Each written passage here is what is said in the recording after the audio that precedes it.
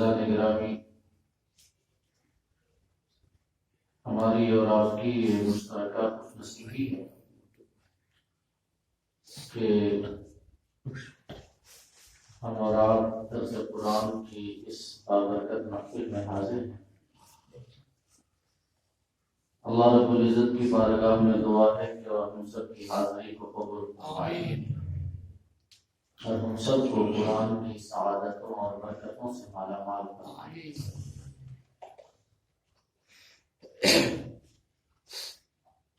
قرآن مجید کی 17ویں سورہ مبارکہ سورہ بنی اسرائیل کے تعلق سے ہماری گفتگو جاری ہے،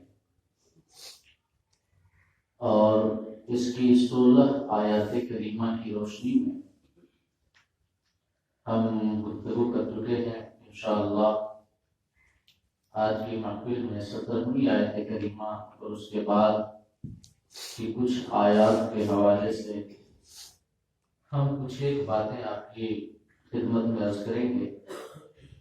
اللہ پاک کی بارگاہ میں دعا ہے کہ وہ ہم سب کو قرآن کو سیکھنے، سکھانے اور اس پہ عمل کرنے کی توفیق عطا فرمائے۔ اللہ رب العزت سورہ بنی اسرائیل کی 17ویں آیت کریمہ میں ارشاد فرماتا ہے: وَكَمْ أَهْلَكْنَا مِنَ الْقُرُونِ مِنْ بَعْدِ نُوحٍ وَكَفَى بِرَبِّكَ بِذُنُوبِ عِبَادِهِ خَبِيرًا بَصِيرًا۔ اللہ فرماتا ہے کہ ہم نے نوح کے بعد کتنی ہی قومیں ہلاک کی، اور تیرا رب اپنے بندوں کے گناہوں پر خبردار ہے اور دیکھنے والا ہے۔ تمہارا رب کافی ہے اپنے بندوں کے گناہوں پر خبردار اور دیکھنے والا۔ یہ ہے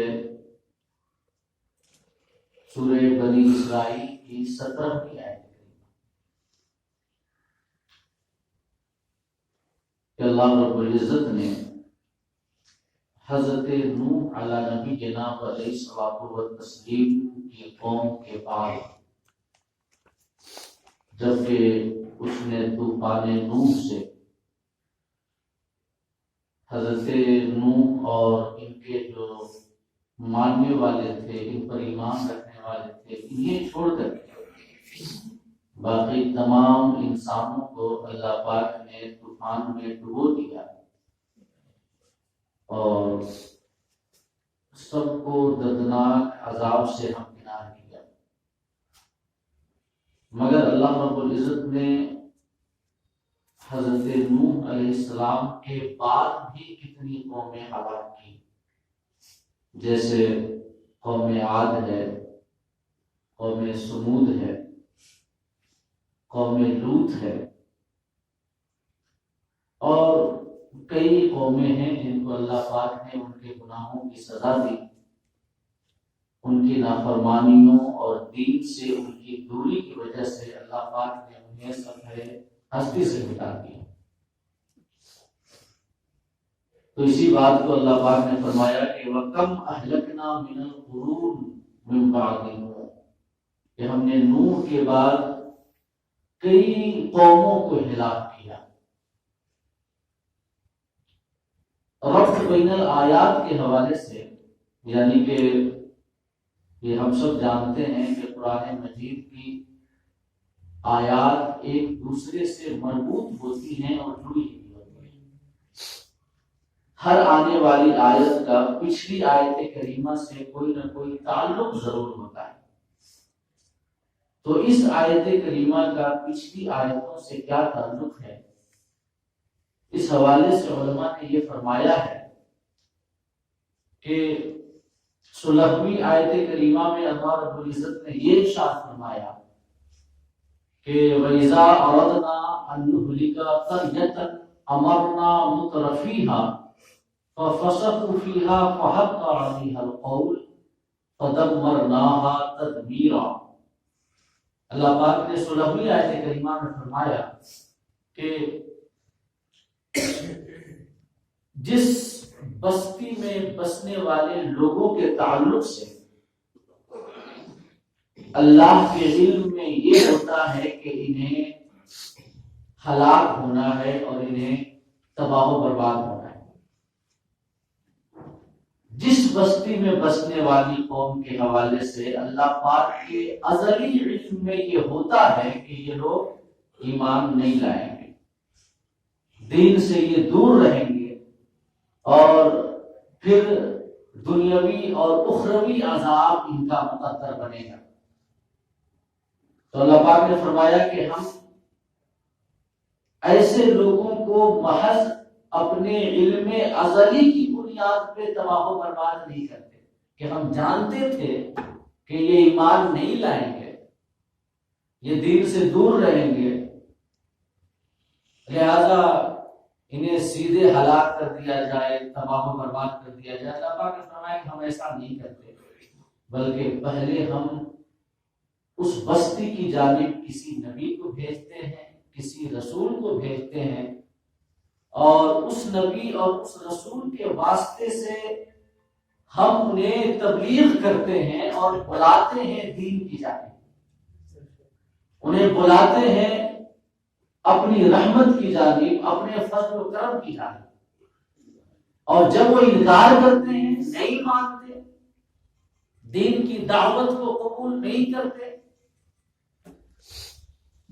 وہ اللہ کے احکام کی اطاعت نہیں کرتے، تو اللہ پاک نے فرمایا فَدَمَّرْنَاهَا تَدْمِيرًا، پھر ہم انہیں ہلاک و برباد کرتے ہیں اور تباہ کرتے ہیں۔ یہ اللہ رب العزت نے فرمایا کہ ہم کسی قوم کو، کسی بستی والے کو محض اپنے علم کی وجہ سے ہلاک نہیں کرتے، حالانکہ یہ حقیقت ہے کہ اللہ کے علم کے خلاف نہیں ہو سکتا۔ اللہ جس قوم کے بارے میں یہ جانتا ہے کہ وہ قوم ایمان نہیں لائے گی، دین سے دور رہے گی، تو پھر یقیناً وہ قوم ایمان نہیں لائے گی اور دین سے دور رہے گی، یہ حقیقت ہے۔ لیکن اللہ محض اپنے علم کی بنیاد پہ انہیں عذاب نہیں دیتا، بلکہ پہلے اتمام حجت کرتا ہے، پہلے انبیاء کو بھیجتا ہے، رسولان اعظام کو بھیجتا ہے، اور وہ انبیاء اور وہ رسولان اعظام اس قوم کو دعوت دیتے ہیں، دین کی جانب بلاتے ہیں، تنبیہ کرتے ہیں، اور پھر جب وہ قوم انکار کرتی ہے تب اللہ پاک نے فرمایا فَحَقَّ عَلَيْهَا الْقَوْلُ، تو پھر اس قوم پر عذاب کی جو بات ہے وہ بات ثابت ہو جاتی ہے۔ حالانکہ اگر اللہ چاہتا تو بغیر نبی اور رسول بھیجے سیدھے اگر کسی قوم کو ہلاک کر دے، تباہ و برباد کر دے، پھر بھی اس سے کوئی پوچھنے والا نہیں ہے۔ لا يسأل عما يفعل، اللہ جو کرتا ہے اس کے بارے میں اس سے سوال نہیں ہوتا، لیکن یہ اللہ کی رحمت ہے، یہ اللہ کا عدل ہے، اللہ کا انصاف ہے، بلکہ یہ عدل و انصاف کی انتہا ہے کہ اللہ جانتے ہوئے کہ اس قوم کو ایمان نہیں لانا ہے اور اللہ کے علم کے خلاف ہو بھی نہیں سکتا، پھر بھی اللہ پاک اتمام حجت کے لیے انبیاء کو بھیجتا ہے، رسولان اعظام کو بھیجتا ہے۔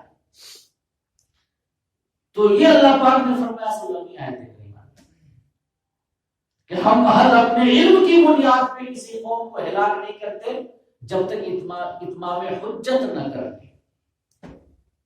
اور 15ویں آیت کریمہ میں بھی اللہ پاک نے اسی مضمون کو بیان کیا، وَمَا كُنَّا مُعَذِّبِينَ حَتَّى نَبْعَثَ رَسُولًا، اللہ پاک نے فرمایا کہ ہم کسی کو اس وقت تک عذاب نہیں دیتے جب تک رسول نہ بھیجیں۔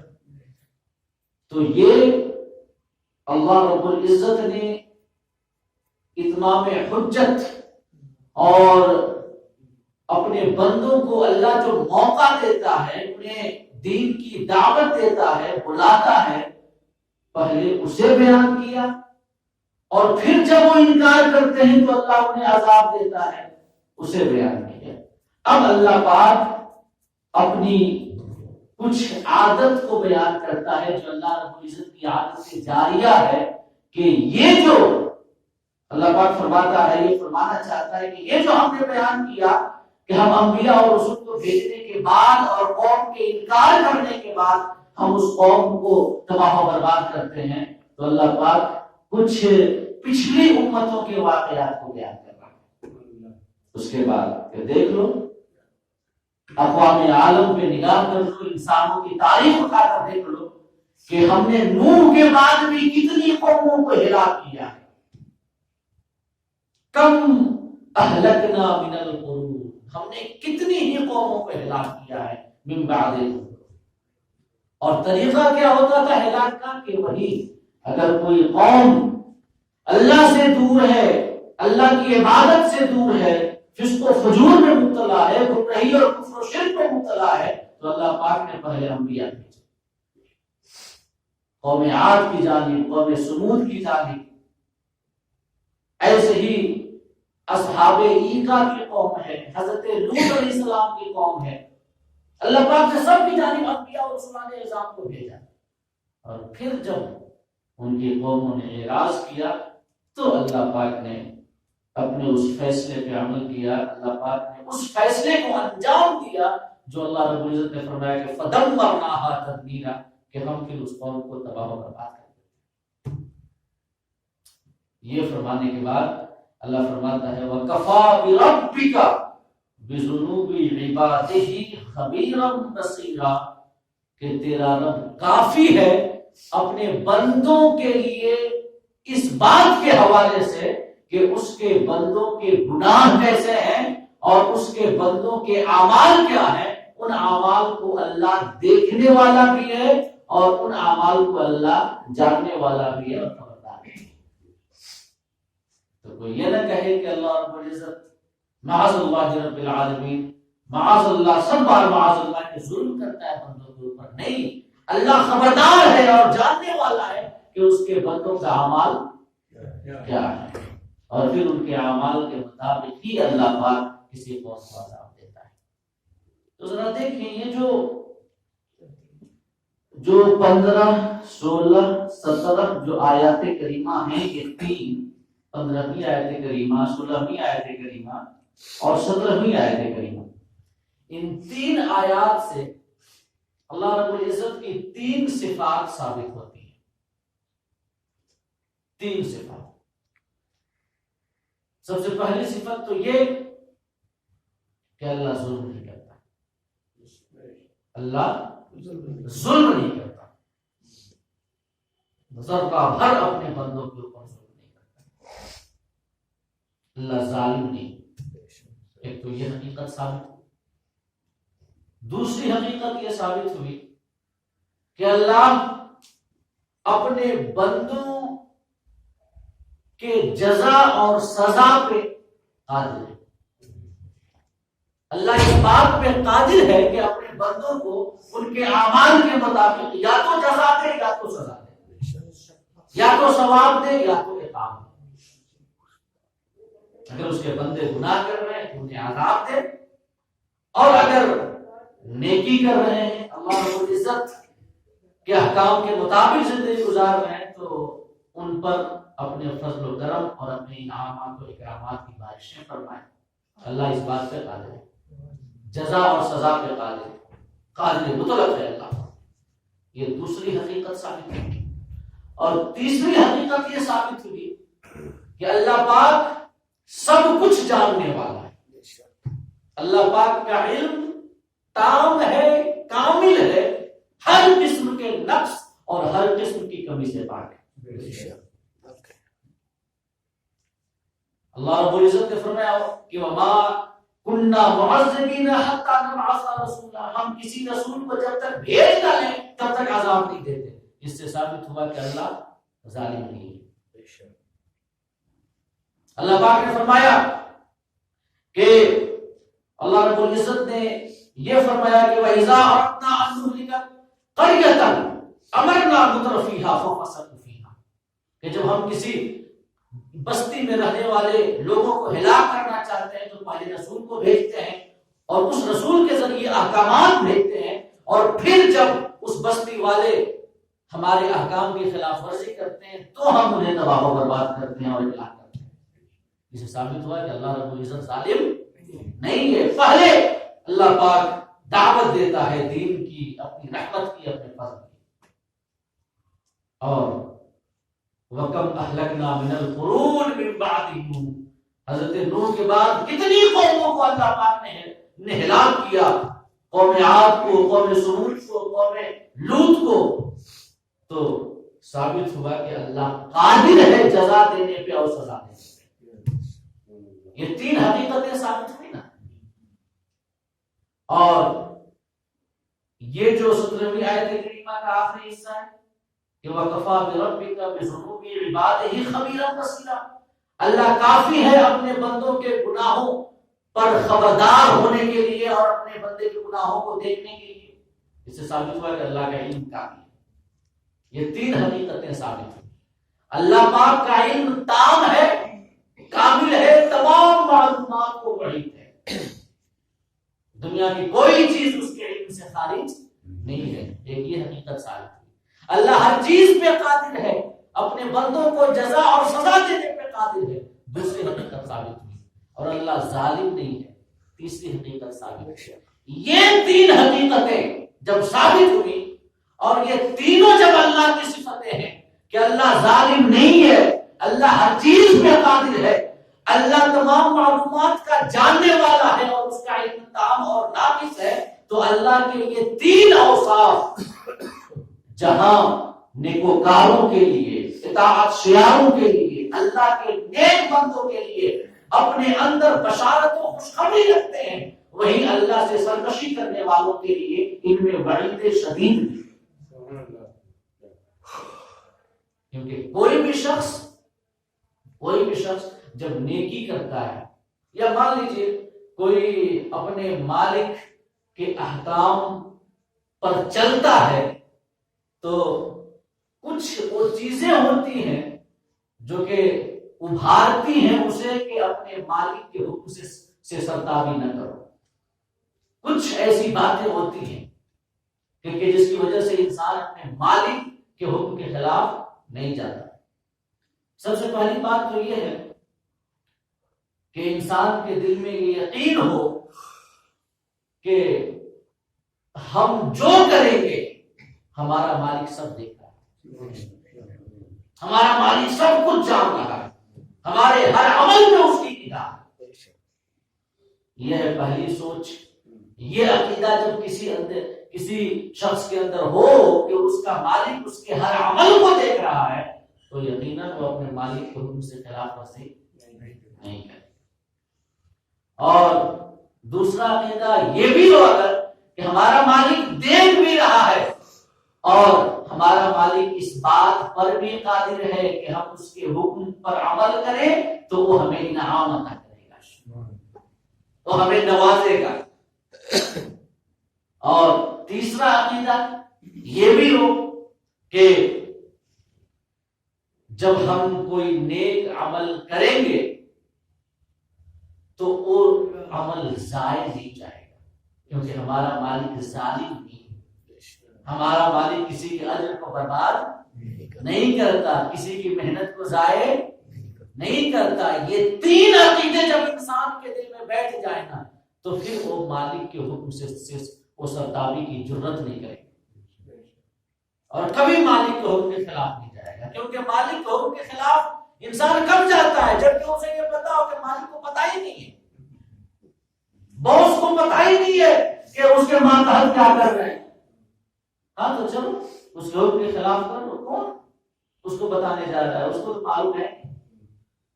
یا پھر یہ ہو کہ ارے کر بھی لو، ملنے والا کیا ہے،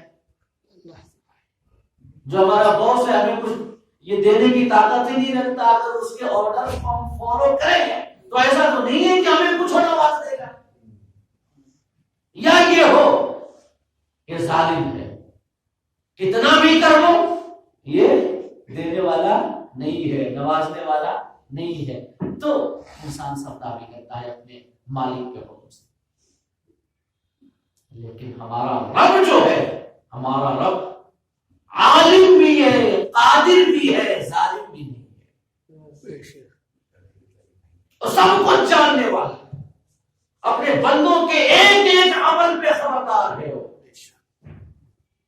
یہ بندے کا کوئی عمل ضائع نہیں جائے گا. اگر نیک عمل ہے تو ایسا نہیں ہے کہ اسے اجر نہ دیا جائے. اور کوئی یہ سوچ کر گناہ بھی نہ کرے کہ گناہ کر لیتے ہیں، کیونکہ اللہ رب العزت کے علم سے کسی کا گناہ بھی پوشیدہ نہیں ہے. اللہ پاک نے فرمایا نا وَمَن يَعْمَلْ مِثْقَالَ ذَرَّةٍ خَيْرًا يَرَهُ وَمَن يَعْمَلْ مِثْقَالَ ذَرَّةٍ شَرًّا يَرَهُ.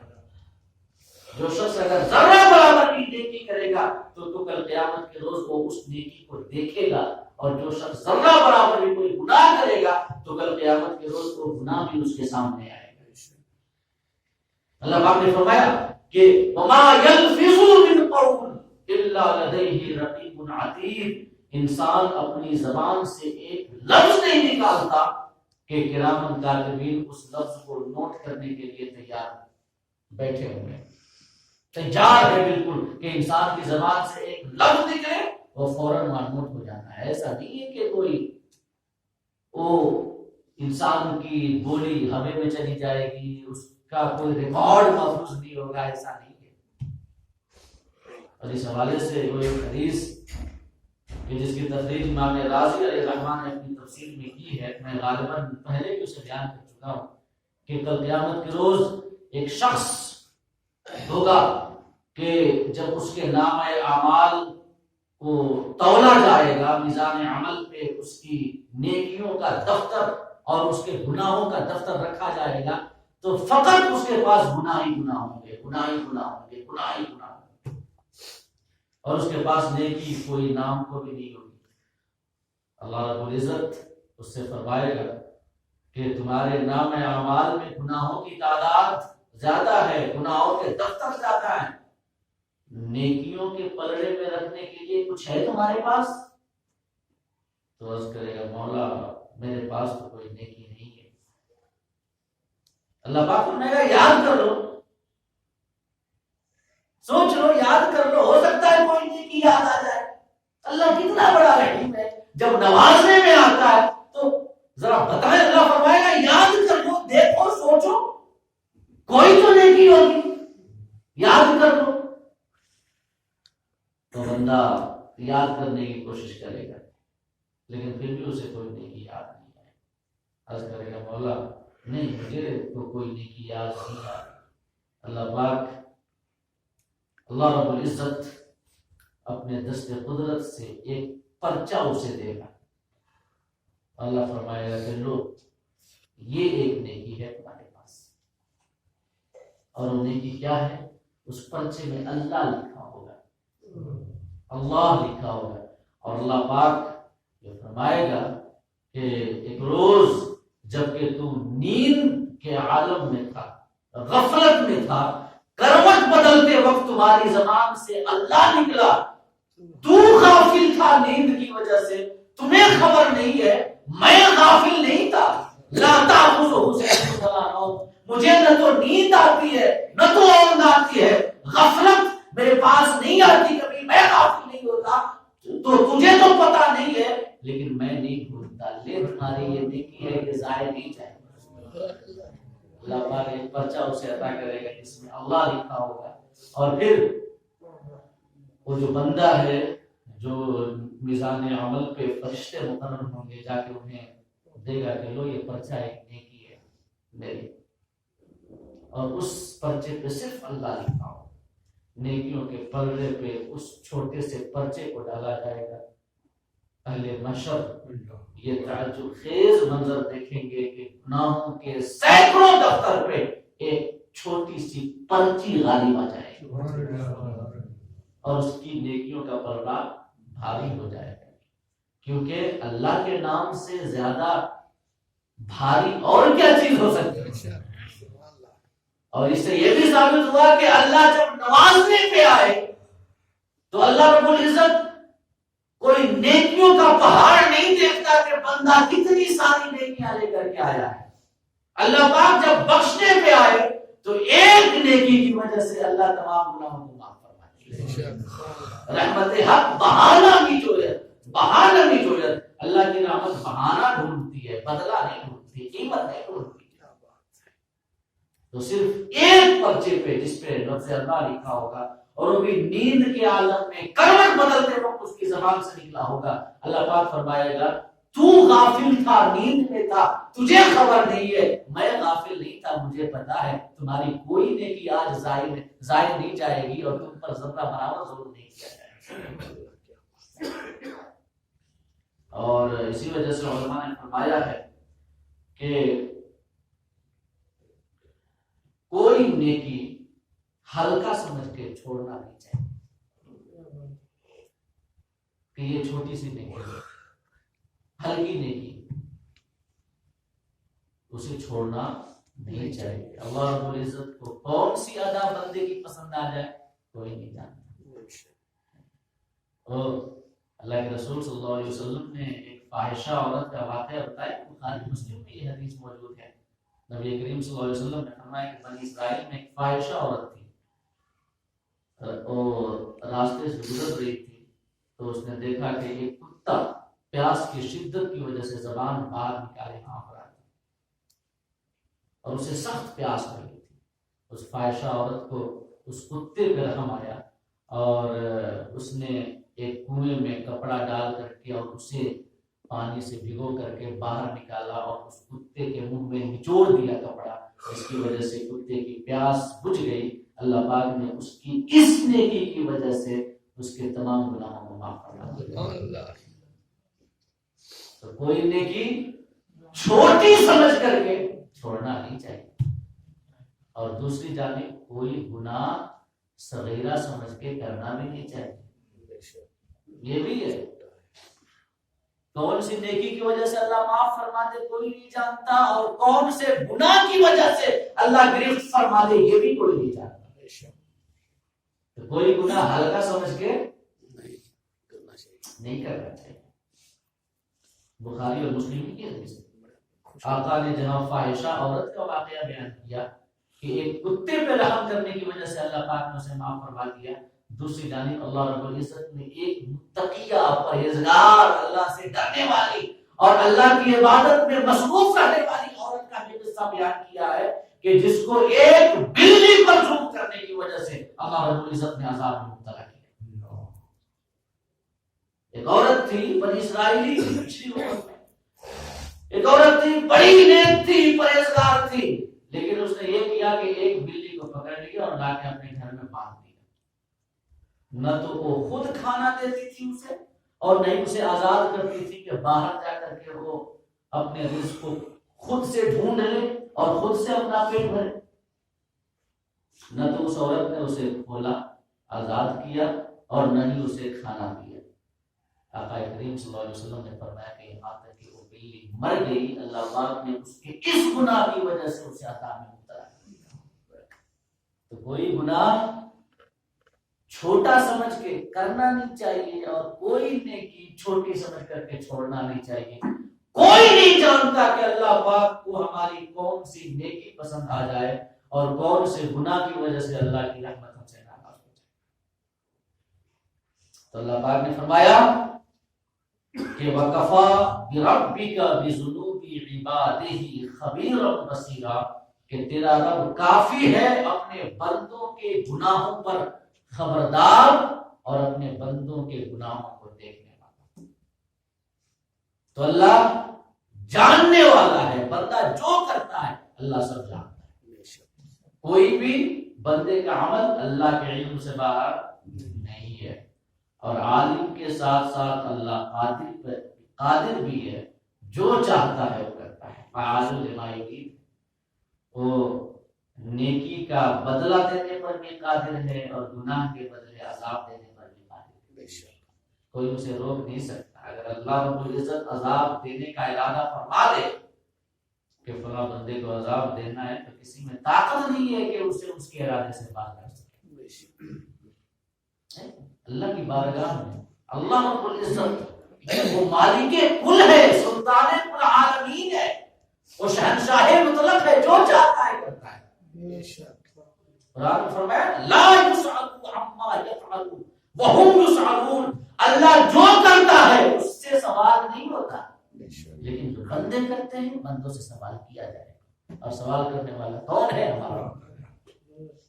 تو اللہ قادر، اور ساتھ ہی ساتھ اللہ ظالم بھی نہیں ہے.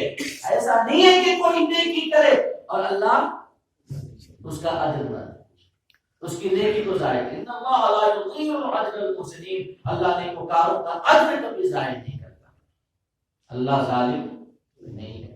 اور میں بتا چکا ہوں کہ گناہ کا عذاب وہ اتنا ہی دیتا ہے جتنا بندہ نے گناہ کیا ہو، لیکن نیکیوں کا ثواب 10 گنا سے لے کے 700 گنا تک بڑھا کے دیتا ہے. یہ اس کی رحمت ہے. اور اس کے بعد اللہ پاک 18ویں آیت کریمہ میں فرماتا ہے من کان یرید العاجلۃ عجلنا له فیہا ما نشاء لمن نرید ثم جعلنا له جہنم یصلاها مذموما مدحورا. اللہ پاک نے 18ویں آیت کریمہ میں فرمایا کہ جو شخص دنیا چاہے، جس شخص کی نیت یہ ہو کہ اسے دنیاوی دولت حاصل ہو، دنیاوی عزت حاصل ہو، دنیاوی شہرت حاصل ہو، دنیاوی مال حاصل ہو، یہاں پہ جاہو منصب مقام منصب حاصل ہو. اللہ پاک نے فرمایا کہ جو شخص دنیا چاہے اور دنیا کا مال و منال چاہے، یہاں کی عزت چاہے، اللہ پاک نے فرمایا عجلنا له فیہا ما نشاء لمن نرید. اللہ فرماتا ہے کہ ہم اسے دنیا دیں گے اور دیتے ہیں. ہم اسے دنیا دیتے ہیں، لیکن ایسا نہیں ہے کہ اس کے چاہنے کے مطابق دے دیں گے کہ جتنا چاہے گا اتنا دے دیں گے. نہیں، اللہ پاک نے فرمایا اور سب چاہیں گے تو سب کو دے دیں گے. مطلب سب چاہیں کہ ہم کو دنیا کی دولت مل جائے، ہم امیر ہو جائیں، ہمارے پاس کوئی دقت نہ ہو، کوئی پریشانی نہ ہو.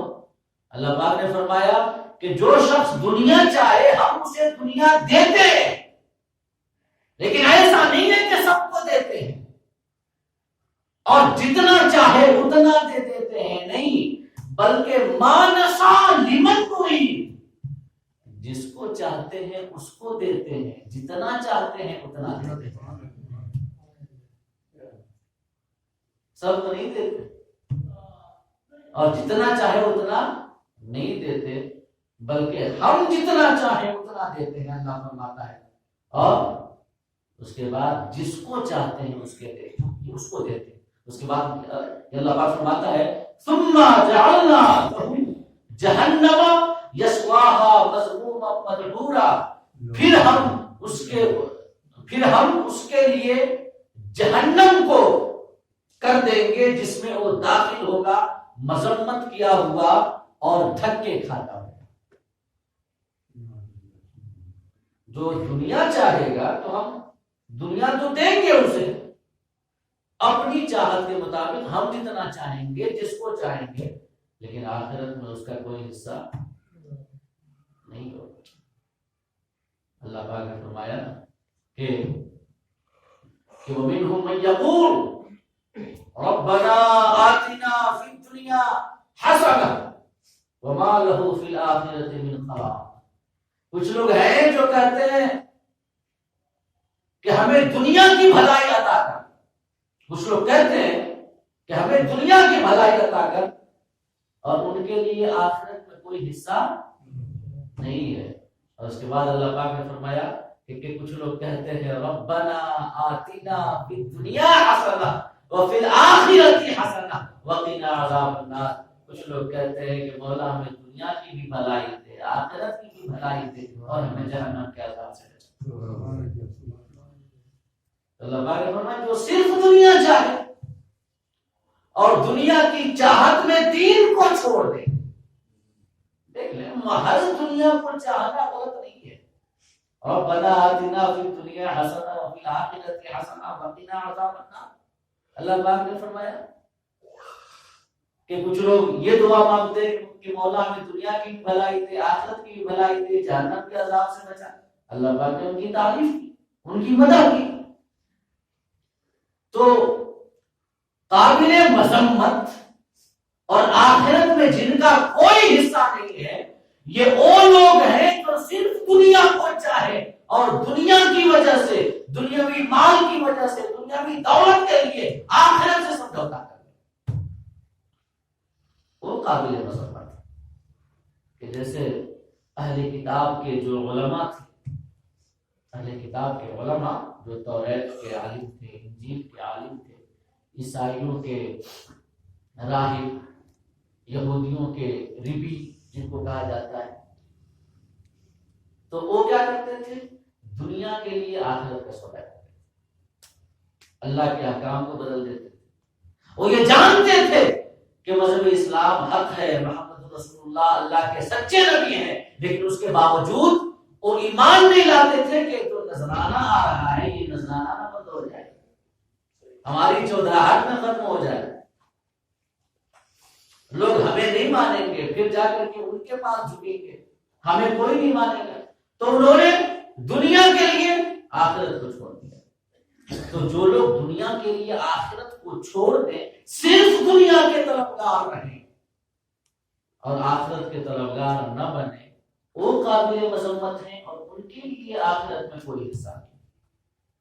لیکن جو دنیا آخرت دونوں جہان کی بھلائی اللہ رب العزت سے چاہے، جس کی نیت یہ ہو کہ اللہ ہمیں دنیا دے تاکہ ہم اس سے آخرت کی کھیتی کریں، تو یقیناً یہ اللہ رب العزت کی بارگاہ میں ایسا شخص قابل مدح ہے اور قابل تعریف ہے۔ تو اللہ پاک نے فرمایا کہ جو شخص دنیا چاہے تو ہم جس کو چاہیں جتنا چاہیں اتنا دنیا دیں، اور پھر اس کے لیے جہنم کر دیں جس میں وہ جائے دھکے کھاتا ہوگا اور مذمت کیا ہوگا، یعنی ذلیل ہوگا۔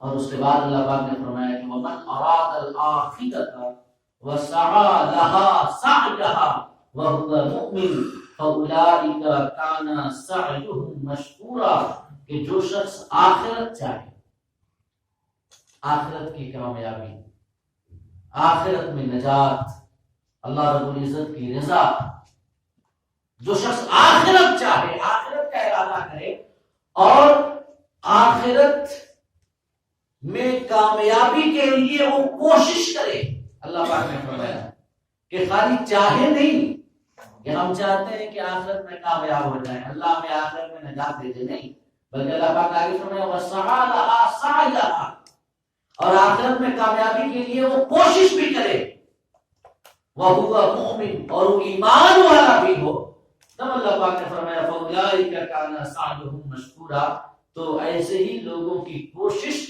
ٹھکانے لگے گی اور ایسے ہی لوگوں کو اللہ پاک آخرت کی کامیابی عطا کرے گا۔ تو ذرا دیکھیں 18ویں آیت کریمہ میں اللہ پاک نے فرمایا کہ جو شخص دنیا چاہے ان کے ساتھ کیا ہوگا، اور 19ویں آیت کریمہ میں اللہ پاک نے فرمایا کہ جو شخص آخرت چاہے یہ ان کے ساتھ کیا ہوگا، ان کا نتیجہ کیا ہوگا۔ تو ذرا دونوں میں آپ ایک تقابلی نگاہ ڈال لیں کہ اللہ پاک نے فرمایا کہ جو شخص صرف دنیا چاہے تو ہم دنیا تو دیں گے لیکن سب کو نہیں، جتنا چاہے گا اتنا نہیں، بلکہ ہم جس کو چاہیں گے اس کو دیں گے اور ہم جتنا چاہیں گے اتنا دیں گے، یہ اللہ پاک نے فرمایا۔ تو اس سے ثابت ہوا کہ کوئی دنیا کا طلبگار ہو اور دنیا حاصل کرنے کے لیے کوشش کرے، کوئی ضروری نہیں ہے کہ مل جائے۔ یہ ثابت ہوا نا کہ کوئی ضروری نہیں ہے کہ اسے دنیا مل ہی جائے، یا اگر دنیا مل بھی جائے تو یہ ضروری نہیں ہے کہ یہ جتنا چاہ رہا ہے اتنی دنیا مل جائے، اس لیے ثابت ہوا۔ اور اللہ پاک نے 19ویں آیت کریمہ میں فرمایا کہ جو آخرت کا ارادہ کرے، آخرت کو چاہے اور آخرت کے مطابق کوشش کرے اور ایمان والا ہو تو فَأُولَٰئِكَ كَانَ سَعْيُهُمْ مَشْكُورًا، تو انہی لوگوں کی کوشش ٹھکانے لگے گی، یعنی ان کو اجر دیا جائے گا۔ یعنی دنیا چاہنے والوں کو اللہ کن کو دے گا؟ اللہ نے عام نہیں فرمایا بلکہ قید لگا دی، قید لگا دی کہ ہم جس کو چاہیں گے اس کو دیں، جتنا چاہیں گے اتنا دیں گے۔ لیکن اگر کوئی آخرت کا طلبگار ہو، رب کی رضا کا طلبگار ہو، آخرت کی کامیابی کا طلبگار ہو تو اللہ رب العزت نے عام فرمایا فَأُولَٰئِكَ كَانَ سَعْيُهُمْ مَشْكُورًا، تو ایسے لوگوں کی کوشش ٹھکانے لگے گی اور ان کی محنتوں کا اجر اللہ انہیں عطا کرے گا۔ اللہ نے یہ نہیں فرمایا کہ ہم جس کو چاہیں گے اس کو آخرت کی کامیابی دیں گے، آخرت کے طلبگاروں میں سے ہم جسے چاہیں گے اسے کامیاب کریں گے، یہ نہیں فرمایا اللہ تعالیٰ نے، عام فرمایا کہ انہی لوگوں کی کوشش ٹھکانے لگی، یعنی تمام آخرت کے طلبگاروں کی کوشش ٹھکانے لگی۔ کیا مطلب؟ کوئی اگر آخرت کا طلبگار ہو اور آخرت کے لیے کوشش کرے تو اخروی کامیابی اللہ اسے ضرور دیتا ہے۔ اخروی کامیابی ذرا دونوں پہ آپ ایک غور کریں، تقابلی اعتبار سے غور کریں۔ دنیا کا چاہنے والا کوئی ضروری نہیں ہے کہ اسے دنیا مل جائے، کوئی ضروری نہیں، اللہ جس کو چاہے گا اس کو دے گا، لیکن آخرت کا جو طلبگار ہوگا اسے ضرور آخرت ملے گی، ضرور آخرت ملے گی، اللہ کا وعدہ ہے۔ یہ پہلا فرق۔ دوسرا فرق دنیا اور آخرت کے طلبگار میں کیا ہے کہ دنیا کا طلبگار جتنا چاہے گا کوئی ضروری نہیں ہے کہ اسے اتنا مال مل جائے، جتنی دولت چاہے انسان اتنی دولت مل جائے کوئی ضروری نہیں۔ اللہ پاک نے فرمایا کہ ہم جتنی دولت چاہیں گے اتنی دیں گے، لیکن جو آخرت کا طلبگار ہوگا تو ان میں ایسا نہیں ہے، بلکہ آخرت کے طلبگار کے لیے یہ ہے کہ انسان جیسی کوشش کرے گا، جتنی کوشش کرے گا، اللہ پاک اس کی کوشش سے بڑھ کر ہی عطا کرے گا۔ اور یعنی دنیا کا طلبگار ناکام ہو سکتا ہے، آخرت کا طلبگار ناکام نہیں ہو سکتا، یہ اللہ کا وعدہ ہے۔ دنیا کے طلبگار کی محنت ضائع ہو سکتی ہے، لیکن آخرت کے طلبگار کی محنت ضائع نہیں ہو۔ ایسا ہو سکتا ہے کہ کوئی شخص دن رات کوشش کرتا رہے، دن رات محنت کرتا رہے، پھر بھی اس کی زندگی غربت میں گزر رہی، ایسا ہو سکتا ہے اور ہوتا بھی ہے۔ لیکن آخرت کا کوئی طلبگار ہو اور آخرت کے لیے وہ کوشش کرے تو ایسا نہیں ہے کہ اس کی کوشش ضائع نہ چلی جائے گی اور اللہ اجر نہیں دے گا، بلکہ اللہ کا تو وعدہ ہے کہ جب تم نیکی کے کام کرو گے تو تم جتنی نیکی کرو گے اس سے ہم 10 گنا سے لے کے 700 گنا تک بڑھا کے دیں گے۔ تو فائدے کا سودا کیا ہے؟ فائدے کا سودا یہ ہے کہ ہم آخرت کے طلبگار ہیں۔ اسی وجہ سے کہا جاتا ہے کہ انسان دنیا کے لیے جتنی محنت کرتا ہے، جتنی محنت کرتا ہے، جتنی کوشش کرتا ہے، اگر اتنی اس سے آدھی بھی محنت آخرت کے لیے کر دے تو یقیناً وہ کامیاب ہو جائے گا اور کبھی کامیابی مل جائے گی اسے۔ انسان دنیاوی دولت کمانے کے لیے دن کو دن نہیں سمجھتا، رات کو رات نہیں سمجھتا، گرمی، سردی، برسات، ہر قسم کے موسم میں وہ کوشش کرتا رہتا ہے۔ اگر اس سے کم محنت، آدھی محنت اگر انسان رب کو راضی کرنے کے لیے اور دین کے لیے اور آخرت کے لیے کر دینا تو یقیناً ایسا شخص کامیاب ہوگا۔ اور اب ذرا یہ سنیں کہ اگر کوئی شخص دنیا بھی چاہے آخرت بھی چاہے، تو دنیا بھی چاہے آخرت بھی چاہے تو یقیناً یہ چیز قابل تعریف ہے، خدا کی بارگاہ میں یہ ممدوح ہے ایسا شخص، اس لیے کہ اللہ پاک نے تعریف کی ہے اور ہمیں مانگنے کی جب اللہ نے تلقین کی ہے اور تعلیم دی ہے کہ ہم سے دعا مانگو تو کیسے مانگو، ہم ہر نماز میں مانگتے ہیں ربنا آتنا فی الدنیا حسنہ وفی الآخرۃ حسنہ وقنا عذاب النار، کہ مولا ہمیں دنیا کی بھی بھلائی عطا فرما، آخرت کی بھلائی عطا فرما اور جہنم کی آگ سے بچا۔ اللہ نے دعا کی تعلیم دی ہے، لہذا یہ کوئی غلط نہیں ہے۔ صرف دنیا کو مانگنا اور دنیا کی وجہ سے آخرت کو چھوڑ دینا یہ قابل مذمت ہے۔ اب اس کے بعد 20ویں آیت کریمہ میں اللہ پاک فرماتا ہے کُلًّا نُمِدُّ هَٰؤُلَاءِ وَهَٰؤُلَاءِ مِنْ عَطَاءِ رَبِّكَ وَمَا كَانَ عَطَاءُ رَبِّكَ مَحْظُورًا۔ اللہ پاک نے فرمایا کہ ہم سب کو مدد دیتے ہیں، ان کو بھی،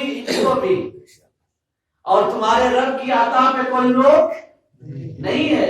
کیا مطلب؟ یہ دنیا کے حوالے سے ہے، دنیا کے حوالے سے جو مفسرین کرام نے اس آیت کریمہ کے حوالے سے فرمایا کہ اللہ فرمانا چاہتا ہے کہ ہم دنیاوی دولت دنیا کے طلبگار کو بھی دیتے ہیں اور آخرت کے طلبگار کو بھی دیتے ہیں۔ ایسا نہیں ہے کہ جو دنیا کا طلبگار ہو صرف اسی کو دنیا دیتے ہیں، نہیں، بلکہ اللہ پاک نے فرمایا کہ ہم سب کو دیتے ہیں۔